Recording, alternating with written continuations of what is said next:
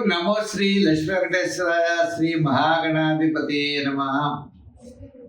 కరారవిందేన పదారవిందం ముఖారవిందే వినివేశయంతం వటస్య పత్రస్య పుటేశయానం బలం ముకుందం మనసా స్మరామి. ప్రేక్షకులు నమస్కారాలు తెలియజేస్తూ మనం ఈ వారం రాశి ఫలాలు తెలుసుకుందాం. జూన్ 1 నుంచి జూన్ 7 వరకు ఉన్నటువంటి గ్రహాల యొక్క పరిస్థితులను అనుసరించి మనం రాశి ఫలాలు తెలుసుకుందాం. మనం ముఖ్యంగా ఈ వారం రాశి ఫలాలు తెలుసుకుందాం. వారు ఆచరించవలసిన ఏంటి అంటే రాశుల వారికి ఏ విధంగా ఉంటుంది, వారు సులభమైన పరిహారాల ద్వారా మనం కార్యజయాన్ని మనం ఎలా చేయగలుగుతాం అనేటువంటి విషయాన్ని మనం తప్పనిసరిగా తెలుసుకుందాం. కర్కాటక రాశి. ఈ కర్కాటక రాశి వారికి మిశ్రమైనటువంటి ఫలితాలు కనపడుతున్నాయి. మరి గ్రహాలన్నీ కూడా సామాన్యంగా ఉన్నాయి.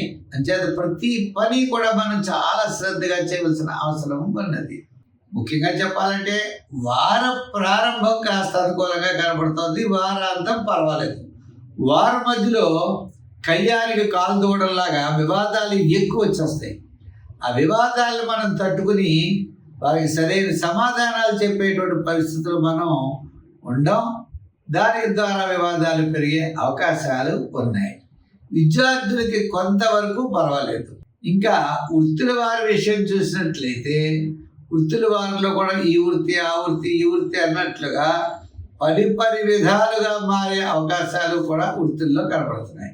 వ్యాపార పరంగా మనం చూస్తామా, అది అంతంత మాత్రంగానే ఉన్నాయి.